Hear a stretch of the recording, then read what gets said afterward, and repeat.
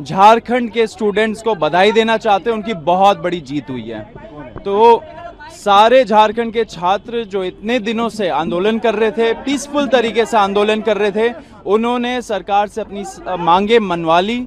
उनको बहुत बहुत बहुत कॉन्ग्रेचुलेशंस। अब हम बताएंगे थोड़ा सा नीचे कर लीजिए, थोड़ा सा। अब मुझे भी वो लोग भी नहीं दिख रहे हैं। आज सुप्रीम कोर्ट में एक बहुत इंपॉर्टेंट हियरिंग हुई थी। जो जुलाई 20 को जंतर मंतर में और जंतर मंतर के पास जो बर्बरता हुई थी युवाओं के साथ, छात्रों के साथ, उसके बारे में बहुत सारे पिटीशंस आए थे सुप्रीम कोर्ट में इन्वेस्टिगेशन मांगते हुए पुलिस के खिलाफ। उससे ही रिलेटेड आज एक महत्वपूर्ण हियरिंग थी सुप्रीम कोर्ट में। उसमें मैं भी शामिल था, हमारी जो लीगल अफेयर्स हेड है रत्ना सिंह, वो भी मौजूद थी।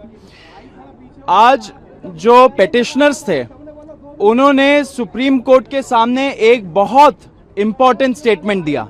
उन्होंने बोला कि सुप्रीम कोर्ट ने लास्ट हियरिंग में एक ऑप्शन दिया था कि अगर एफआईआर्स सारे प्रोटेस्टर्स के खिलाफ क्वॉश करने हो, एंड अगर सरकार ने ऐसा गारंटी दिया है, तो सारी सरकारें जो बीजेपी एनडीए की सरकारें हैं वो फ्री है वो करने के लिए, विड्रॉ करने के लिए एफआईआर्स। कोर्ट ने एक और ऑप्शन दिया। कोर्ट ने बोला कि हम सुप्रीम कोर्ट के तरफ से आर्टिकल 142 जो होता है कंप्लीट जस्टिस करने के पावर्स, उसको यूज करके सारे एफआईआर्स को हम सुप्रीम कोर्ट के तरफ से सब एक साथ ही क्वॉश कर सकते हैं अगर आप चाहे तो आज जो पिटिशनर के साइड से लॉयर थी वृंदा ग्रोवर जी, उन्होंने एक स्टेटमेंट दिया। बोला कि सुप्रीम कोर्ट को आर्टिकल 142 पावर यूज करके सारे जो एफआईआर्स है प्रोटेस्टर्स के खिलाफ वो क्वॉश कर देना चाहिए एक बार में। तो एक झटके में सारे एफआईआर्स देश भर में वो समाप्त हो जाते हैं। साथ साथ वृंदा ग्रोवर जी ने यह भी बोला कि सरकार को भी इस पे कोई भी ऑब्जेक्शन नहीं होना चाहिए, क्योंकि जुलाई 25 को जब हम लोगों ने प्रोटेस्ट कॉल ऑफ किया था तो पूरे देश भर के सामने नेशनल मीडिया के थ्रू हमारे साथ बैठ के प्रेस कॉन्फ्रेंस में जो सरकार के रिप्रेजेंटेटिव्स थे जेपी नड्डा जी और जितेंद्र सिंह जी ने एक्सेप्ट किया था सारे डिमांड्स। उसमें यह भी डिमांड था कि एफआईआर स्क्वॉश होंगी और कॉम्पनसेशन मिलेगा सारे फैमिलीज को, एक ऑनरेबल कॉम्पनसेशन मिलेगा। तो जब ये उन्होंने स्टेटमेंट दिया सुप्रीम कोर्ट में वृंदा ग्रोवर जी ने, तो गवर्नमेंट ऑफ इंडिया के तरफ से कुछ रिस्पॉन्स ही नहीं आ रहा था।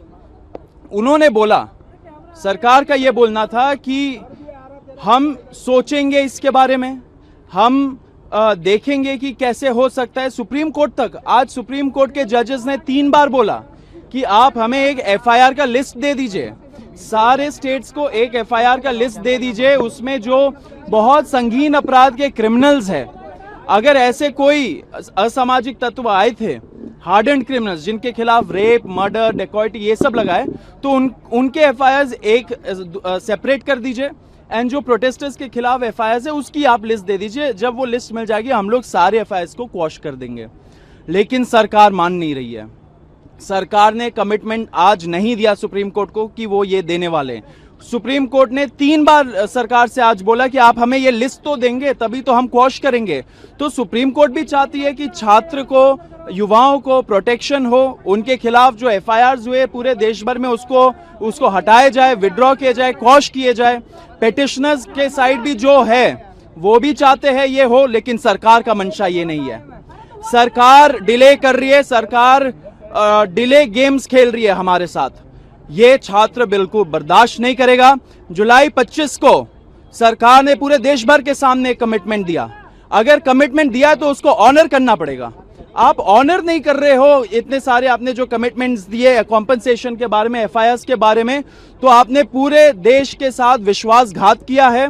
आप सुप्रीम कोर्ट में अगर स्टैंड नहीं ले रहे हो तो विश्वासघात कर रहे हो आप युवाओं के साथ। हम ये बर्दाश्त नहीं करेंगे।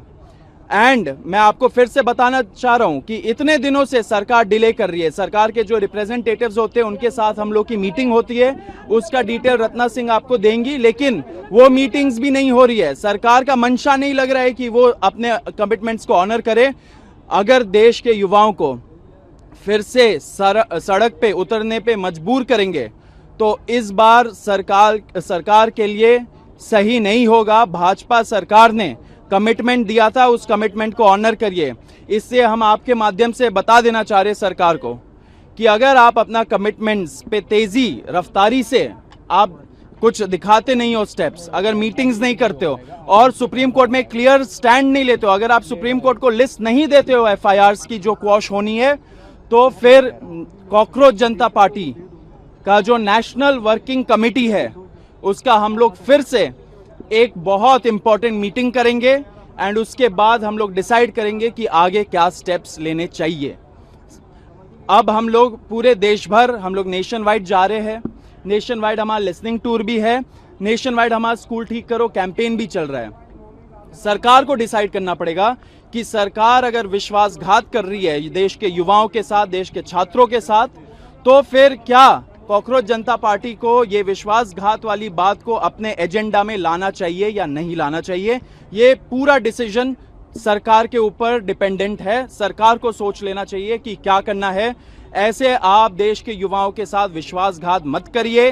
मैं आपको फिर से चेतावनी दे रहा हूं, जो आपने कमिटमेंट्स दिए उसको ऑनर करिए।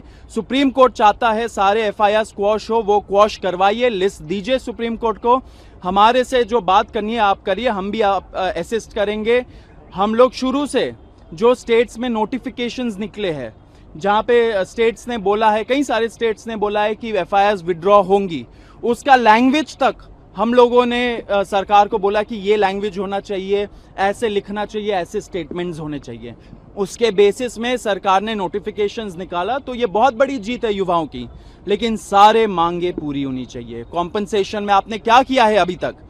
क्या आप एमपी एमएलए खरीद लेते हो 50-50 करोड़ देके, आप हवाई जहाज खरीद लेते हो हजारों करोड़ देके, आप 20,000 25,000 करोड़ का वैनिटी प्रोजेक्ट बना लेते हो सेंट्रल विस्टा करके, लेकिन आपके पास फैमिलीज को एक मुआवजा देने के लिए पैसे नहीं है। इतने दिन लग जाते हैं। देश का युवा ये नहीं सहेगा।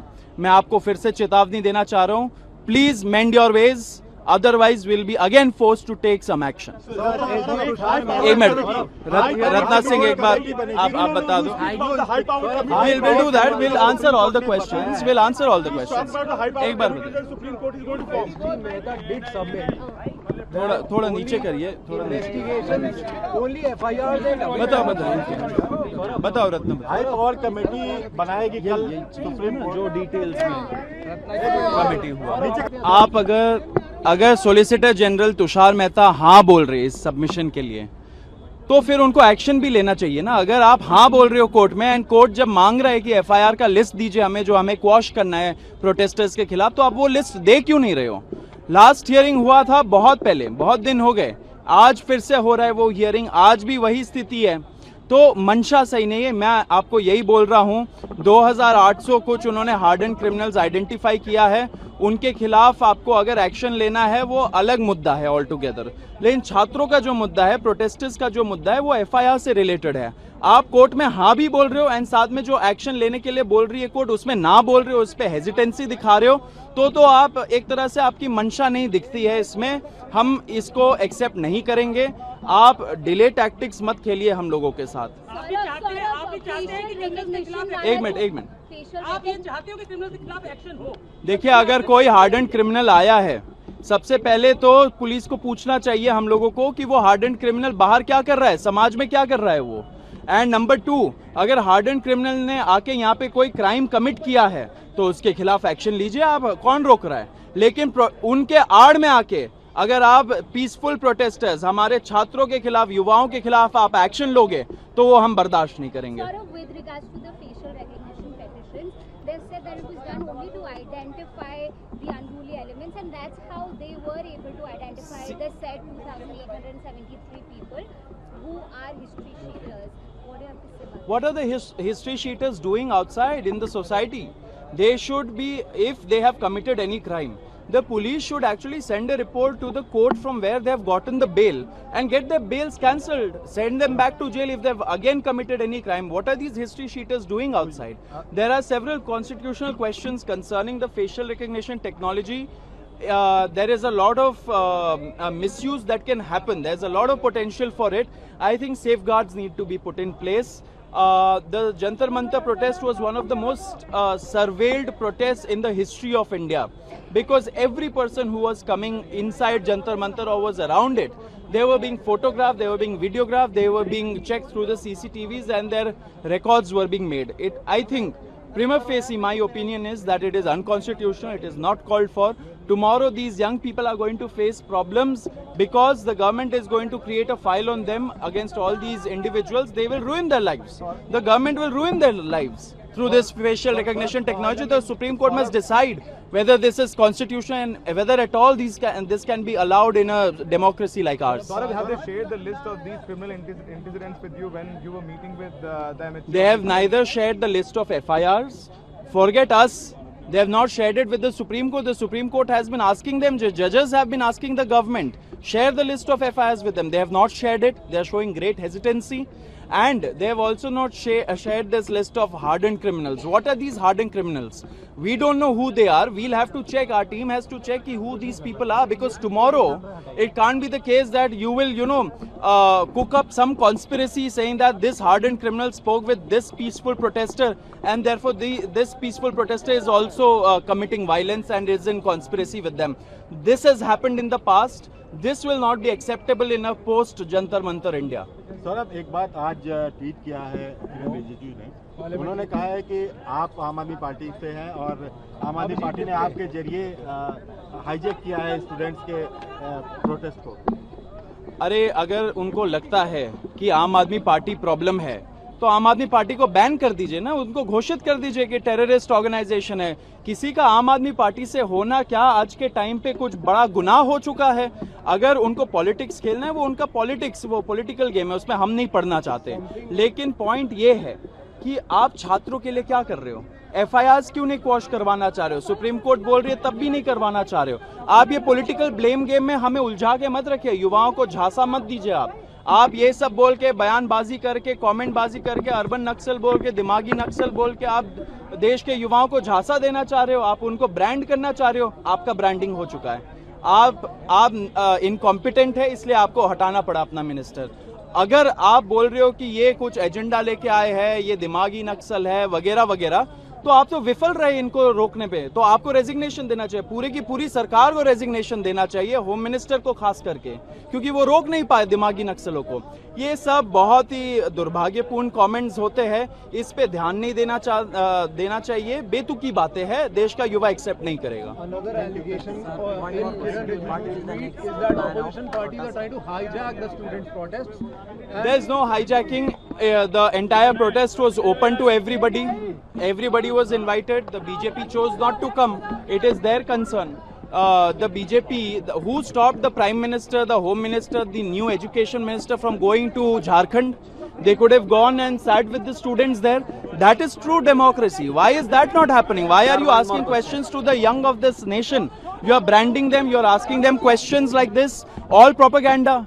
But the new education minister could have very well gone to Jharkhand and sat with the students. That would have shown real democracy in action. But all of this they won't answer. Why? Because they are very interested in propaganda. They are very interested in labeling the young people. They are very interested in labeling people with their brains, with their minds. Because once the nation has people who are almost zombie-like, who have no opinion, no intellect, they can rule over them. And they try to divide, they try to rule. That is what their policy has been. Ban of the protest against NTA according to the NET UG re-exam situation.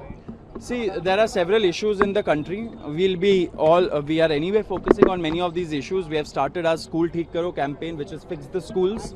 It is happening all over the country. The young people are going by themselves to these schools and, recording the infrastructure problems and several problems that are with our schools, even 80 years after our independence. According to NET UG re-exam situation, the Corporate Janata Party laid no other response regarding this, the SFI and other...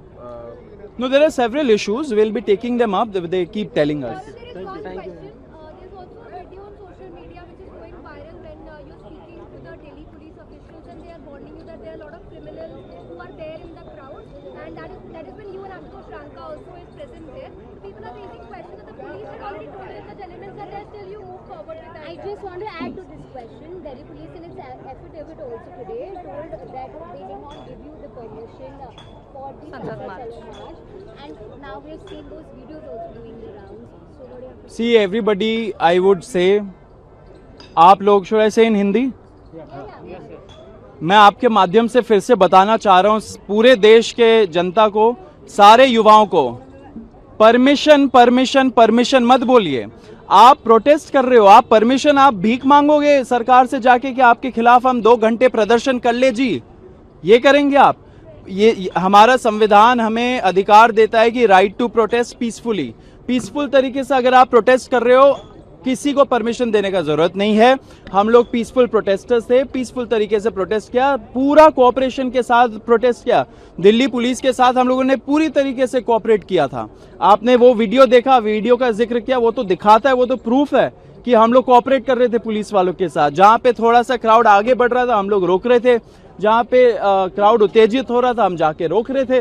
तो इससे ज्यादा cooperation का क्या proof होगा? Delhi police ने ये जो video है वो लीक किया होगा, अच्छी बात है, उनका ही केस खराब हुआ, क्योंकि वो हमें पूरे देश को दिखा रहा है कि हम कैसे कोऑपरेट कर रहे थे पुलिस वालों के साथ।